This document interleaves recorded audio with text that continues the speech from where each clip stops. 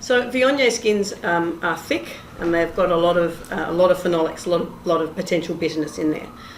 So we treat them fairly gently. We press them in a membrane press, so we don't crush them. No skin contact, and the juice goes straight into its fermentation vessel.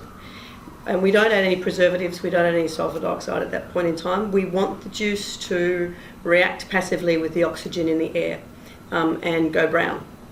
And it does. Because of all those phenolics in there, it goes really brown. It looks like a really muddy river. Okay, so counterintuitively, you go completely non-reductive.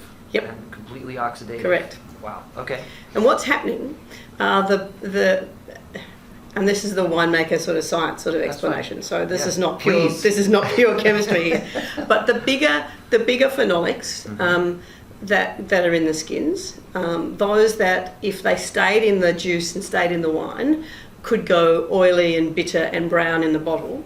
We are letting the air oxidise those, and when they react with oxygen, they form bigger molecules, bigger components, which are actually tiny solids. And during the fermentation, they drop out. Yep, they fall out with the yeast leaves, and you end up with this beautiful pale green wine. And all of that brown that's come out of the skins has just fallen out of the wine. How'd you figure that out? Just did it one time?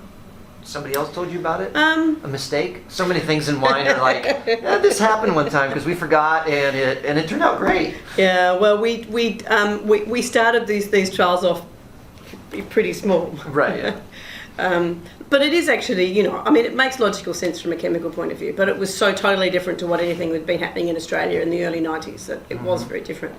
And it came hand in hand for another reason that we did it, and that was because we also wanted to start to think about using the yeast from the vineyards to do the fermentation.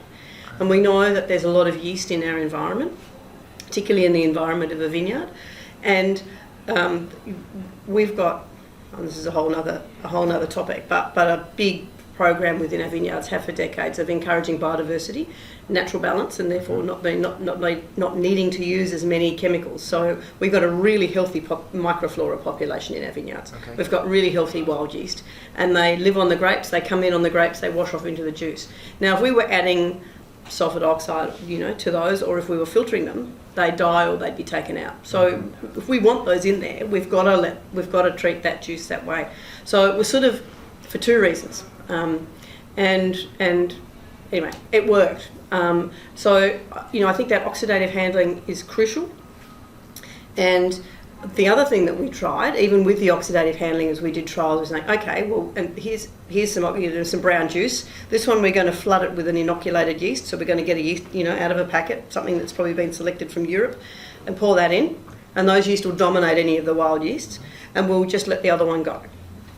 And the ones that we let go and let the natural yeast do the fermentation were always, in all of our early trials, were always softer. The alcohol was better integrated into the wine. Any oak that was in there was better integrated in the wine. The flavours were, better expressive of the varieties. And the wines, even though they were both oxidatively handled, the wild ferment wines were actually brighter and better and more greens in colour. And over time, those wines aged better as well. Cool. So it became we would say a no-brainer. That's exactly right, an absolute no-brainer. And that's what we've done. And we do it in large stainless steel vats for things like the Y series, for example. We do it in oak for Eden Valley Viognier and for the Virgilius. Well, you preempted my next question. Is depending on scale, does that decision making change? And it doesn't. No. It absolutely doesn't. We started the trials off in barrels, in small amounts that if it really didn't work, we could sort of hide it somewhere. And we've gone, to large scales, and that is really scalable. Obviously, the vineyard resources are different, but once it comes into the winery and its juice, it's treated exactly the same.